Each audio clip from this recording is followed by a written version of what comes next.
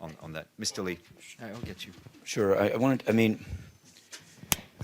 What I wanted to ask is this. If it is the case that there are rapes being taking place as recently as this week, and if the Secretary General had proudly announced that the forced retirement or resignation of Babacar Gaye was a strong action, what explains the continuing abuse by the mission? You brought up Mr. Ladsous, and you said Mr. Ladsous is there and talking to him. Obviously, he's in charge of UN Peacekeeping. In this room, he said there'd be fewer rapes if there were relatively cheap R&R flights out. I'd like you to respond to, like, why hasn't, if the Secretary General is this concerned, why has the only action taken thus far been to get Babacar Gaye out? And I also wanted to ask you, given that this is a high-profile consultation of the Security Council, why is the glass door to the Security Council locked and the guard didn't allow me through the turnstile? I'm asking you that. Matthew, today I'm taking a vacation from I'm your not, access because I needed to cover the meeting. I understand. I needed to cover the meeting, and I want to tell you that I was banned from covering it. Can I answer your question? Would you answer the the question? Into the room? That was the one I wanted to ask.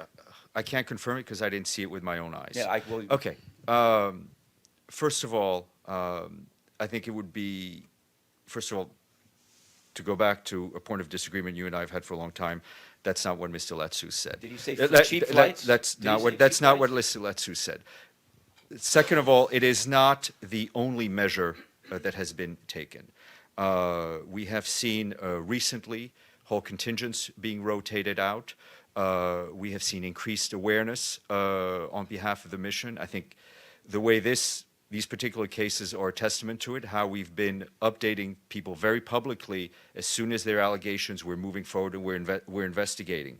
It is the responsibility, the ultimate responsibility of member states to ensure that the troops that are given behave properly. And if they don't behave properly, that all those soldiers who are found guilty of gross abuse, of abuse that defies words, be held accountable to the strongest possible extent of the law. Yesterday in the lobby, I spoke with the permanent representative of Burundi, Albert Shinjiro. This was after the meeting that you've discussed. And I want to say that he was entirely chipper, not even talking about rapes. He was talking about how great Pierre Nkurunziza is doing. So I want to know, will you say, what type of meeting was this? It's described by you as taking these TCCs to task, and yet if the permanent representative who just had the meeting isn't concerned and isn't even talking about it. Frankly, what the permanent representatives may tell you on your lobby beat and what may happen in the meeting are two different things.